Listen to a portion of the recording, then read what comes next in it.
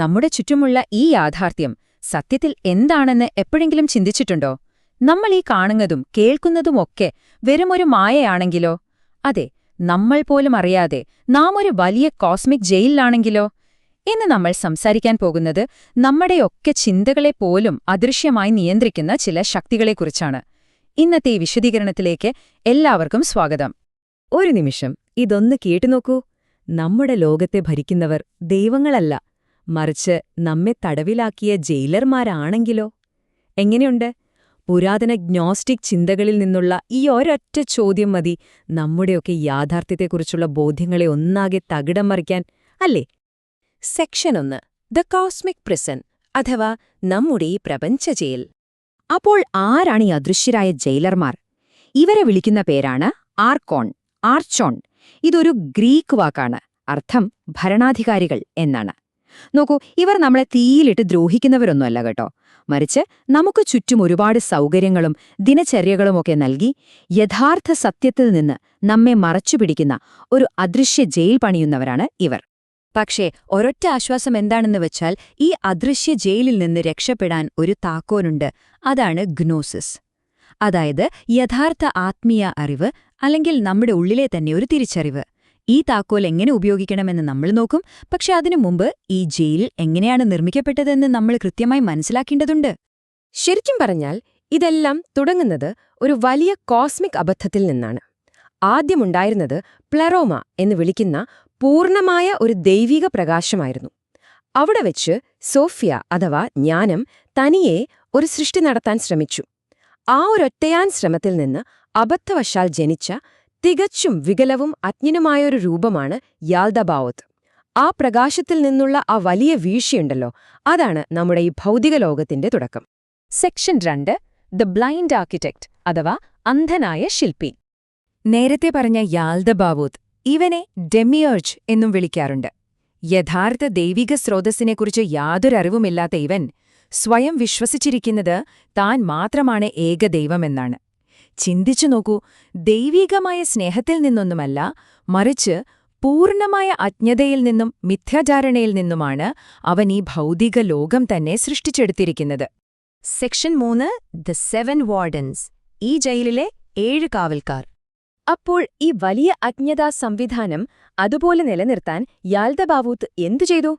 അവൻ ഗ്രഹങ്ങളുടെ രൂപത്തിൽ തന്റെ കാവൽക്കാരെ അഥവാ ആർക്കണുകളെ സൃഷ്ടിച്ചു. ഉദാഹരണത്തിന്, വ്യാഴത്തിലെ യാവോ വ്യാജമായ നിയമങ്ങളെ പ്രതിനിധീകരിക്കുന്നു. ചൊവ്വയിലെ സാബോത്ത് പ്രതികാരത്തെ സൂചിപ്പിക്കുന്നു.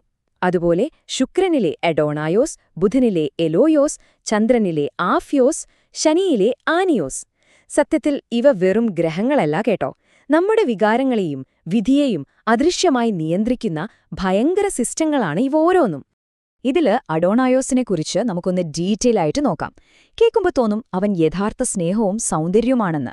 എന്നാൽ സത്യത്തിൽ അവൻ ചെയ്യുന്നതെന്താണെന്നോ, അവൻ മനുഷ്യരെ സ്വർണ്ണക്കൂട്ടിലടക്കുകയും ഒരിക്കലും തീരാത്ത ആസക്തികളിലേക്ക് നമ്മളെ തള്ളിയിടുകയുമാണ് ചെയ്യുന്നത്. ഇങ്ങനെ പ്രലോഭനങ്ങൾ തന്നുകൊണ്ടേയിരിക്കും, പക്ഷെ ഒരിക്കലും നമുക്കൊരു യഥാർത്ഥ സംതൃപ്തി അവൻ തരില്ല. അടുത്തതാണ് എലോയോസ്. പുറമെ നിന്ന് നോക്കുമ്പോൾ അവൻ വലിയ ജ്ഞാനവും വ്യക്തതയുമാണെന്ന് നടിക്കും. പക്ഷെ അവനാണ് ഈ വ്യാജ ഗുരുക്കന്മാരെയും ഒട്ടും മനസ്സിലാകാത്ത സങ്കീർണമായ ചിന്താഗതികളെയുമൊക്കെ സൃഷ്ടിക്കുന്നത്.